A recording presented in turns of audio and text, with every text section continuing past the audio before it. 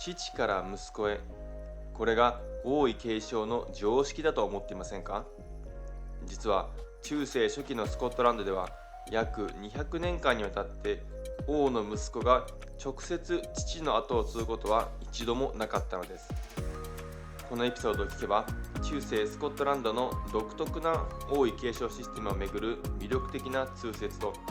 それに挑む学術的議論の最前線を知ることができます。こんにちは。中世スコットランド史を研究している中川祐希です。今回は中世初期のスコットランド、初期アルバ王国の王位継承の謎に迫ります。まず1980年代に提唱された皇太王政というモデルを紹介しまして、次にその皇太王政説に対して批判的な見解を検討します。そして最後にこの議論が私たちに何を教えてくれているのかを考えていきましょう。さて、まず中世初期スコットランドの王位継承について一つの説をご紹介します。歴史家アルフレッド・スマイス氏が1980年代に提唱した皇太王政オルタネイティング・サクセッションです。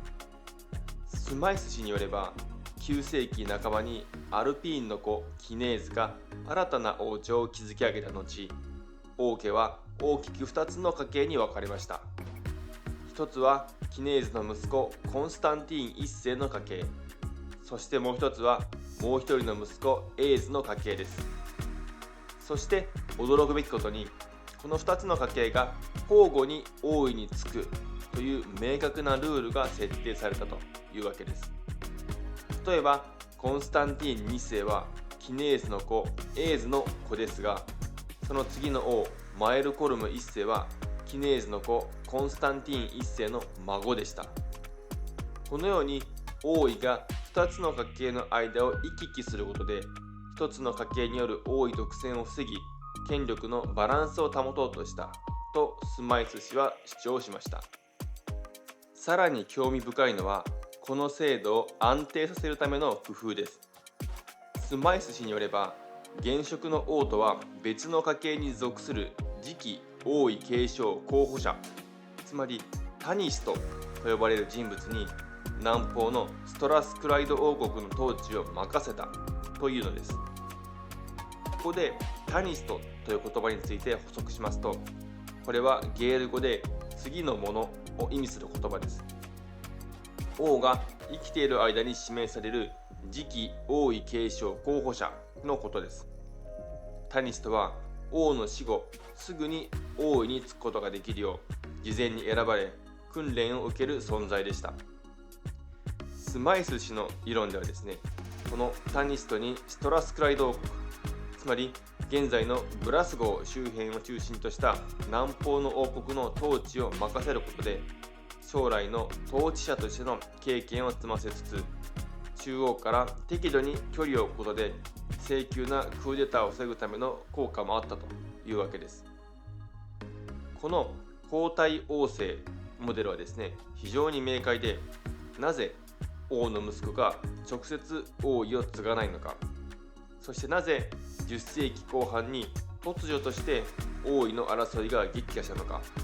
という2つの大きな謎を見事に説明してくれます。まとめると、スマイス氏の皇太王政説はですね、初期アルバ王国に計画的な王位継承システムがあったという安定と秩序を重視したモデルなのです。しかし、このスマイス氏の明快な説に対して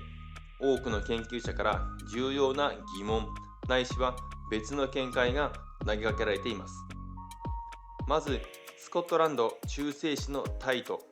アーチボルト・ダンカン氏の見解を見ていきましょう。ダンカン氏はですね、1975年の古典的著作スコットランド王国の形成の中でですね、王名表を詳細に分析し、確かに843年から1005年までの間、息子が父を直接継ぐことはなかったという明快なパターンがあることを認めました。しかしダンカン氏はスマイス氏のように2つの家系が機械的に交代したとは解釈しませんでした。兄弟の継承は例外的であって、息子が父を継がなかったというのは確かですけれども、それはむしろ厳格な交代ルールというよりは、より柔軟な継承慣行だったのではないかと指摘したわけです。ダンカン氏の見解では、王の息子であることが王位継承の必要条件であり、その資格を持つ複数の候補者の中から政治的、軍事的に最も有力な人物が選ばれていたということになります。つまり厳密なルールというよりかは実力主義的な競争の結果だったというわけです。さらに近年、ニコラス・エヴァンズ氏がその論文で別の角度から批判を加えています。エヴァンズ氏はアルピーン朝の継承パターンが実はピクト人の王位継承から大きな影響を受けている可能性を指摘しました。ピクト人の王位継承も8世紀半ばまで父から子への継承を避けるという特徴を持っていました。かつて1980年代までの研究では、これを母系継承、つまり王位が母方の血筋を通じて継承されるシステムだと解釈する説が主流でした。しかしエヴァンズ氏らの近年の研究によれば、これは母系継承という単純な話ではなく、王族内の幅広い血縁者の中から最も的確な人物を選ぶという柔軟なシステムだったと言います。そうだとすれば、アルピーンの子キネーズとその子孫たちは全く新しい交代要請を発明したのではなく、ピクト人の継承慣行を引き継ぎ、自分たちの状況に合わせて調整しただけかもしれないのです。この見方では、アルピーン朝の継承はピクト人の王国からアルバ王国への連続性を示す重要な証拠となります。つまり批判的な見解では、スマイス氏が描いたような計画的な交代システムではなく、より流動的で実力と状況に左右される継承慣行だったということになるわけです。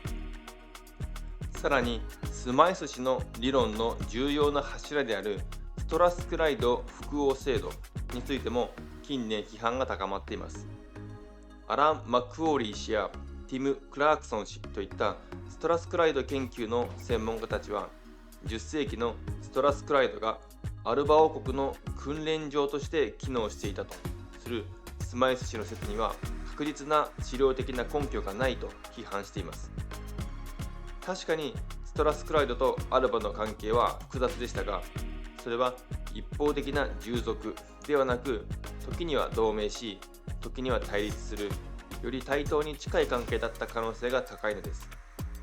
マクオリー氏はスマイス氏の複王制度説、これは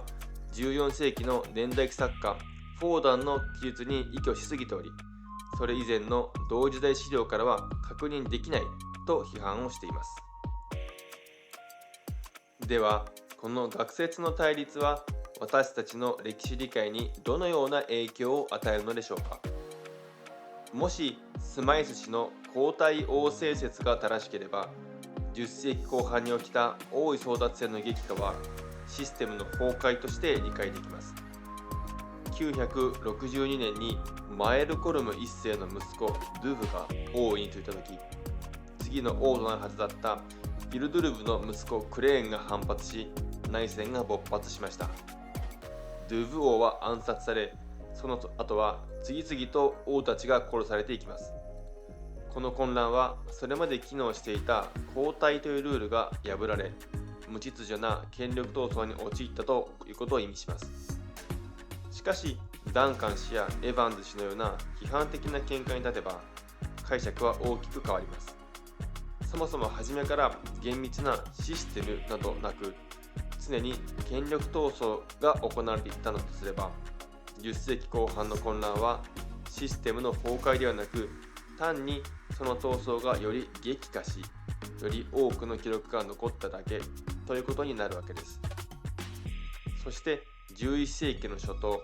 マエルコルム2世が自分の孫ドンハズを後継者に指名したことも見方が分かれます。スマイス説では、彼は交代制を完全に破壊し、ヨーロッパ標準の父系継承を導入した改革者となります。しかし、批判的な見方では、彼は単に長年の権力闘争の最終的な勝利者であり、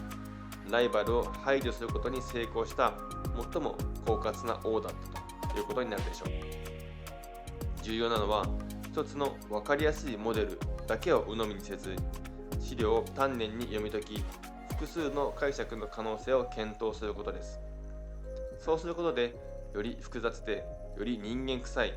中世の王たちの姿が浮かび上がってくるわけです。ヒストソフィア、本日の話はここまでにしましょう。また次回も歴史の探求でお会いしましょう。ご清聴ありがとうございました。チャンネル登録や高評価もお待ちしています。